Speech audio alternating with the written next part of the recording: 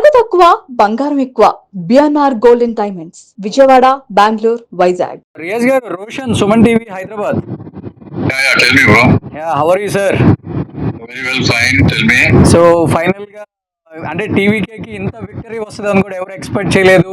ఏ cinema support లేకుండా విజయ్ ఒక్కళ్ళు ఇంత మంచి విజయం సాధించారు. ఎలా అనిపిస్తుంది సార్? చాలా హ్యాపీగా ఉంది. ఇక కంప్లీట్ రిజల్ట్ రావడానికి ఈవినింగ్ వరకు వెయిట్ చేస్తా ఉంటారు. విజయ్ గారితో ఇన్ని ఇయర్స్ నుంచి ట్రావెల్ చేస్తున్నారు కాబట్టి ఆయన కాన్ఫిడెన్స్ గా ఉన్నారా సార్? డెఫినెట్ గా ఈసారి మనం విజయం సాధిస్తాం, గవర్నమెంట్ ఫామ్ చేస్తాం అన్న అది ఉందా సార్? ఆయనకి ఫస్ట్ నుంచి కొంచెం భయం ఉందా ఏమన్నా అసలుకి?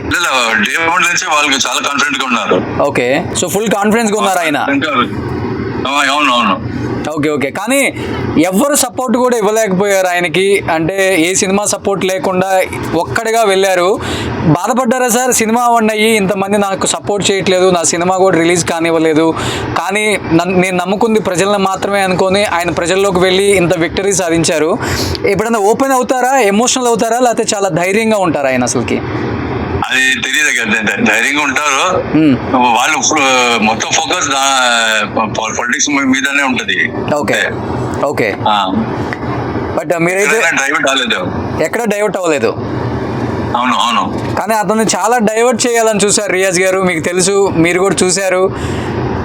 ఆ డైవర్ట్ చేసే క్రమంలో క్యాండిడేట్స్ కూడా పాపం చాలా మంది హోప్ పెట్టుకోలేదు, టీవీకే వస్తుందా రాదా అన్న డౌట్తోనే అందరు నామినేషన్ వేశారు.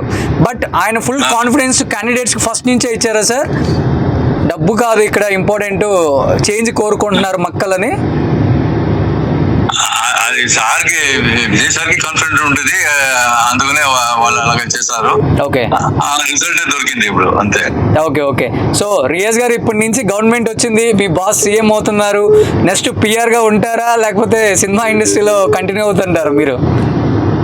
గాడ్ ఏం చెప్తారో అదే జరుగుతుంది. సో వెళ్ళారా, విజయ్ గారి దగ్గరే ఉన్నారా, వెళ్తున్నారా? కాదు, నేను బయట ఉన్నాను. ఓకే. సో ఎనీ ఫుల్ హ్యాపీగా ఉన్నారు. చాలా హ్యాపీగా ఉన్నారు. సూపర్, థ్యాంక్ యూ రియాజ్ గారు. ఎందుకంటే ఈ టైంలో మీ దగ్గర నుంచి వినాలనుకున్నాం, ఎందుకంటే మీరు ఎప్పుడు ఆయనతోనే ఉంటారు.